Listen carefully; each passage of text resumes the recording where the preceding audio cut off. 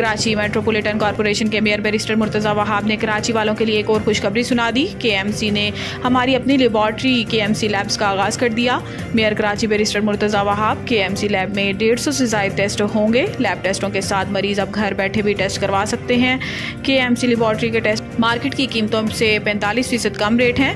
शहरी ऑनलाइन भी अपने टेस्ट बुक करवा सकते हैं। टेस्ट बुक कराने के लिए नीचे लिंक पर क्लिक करें।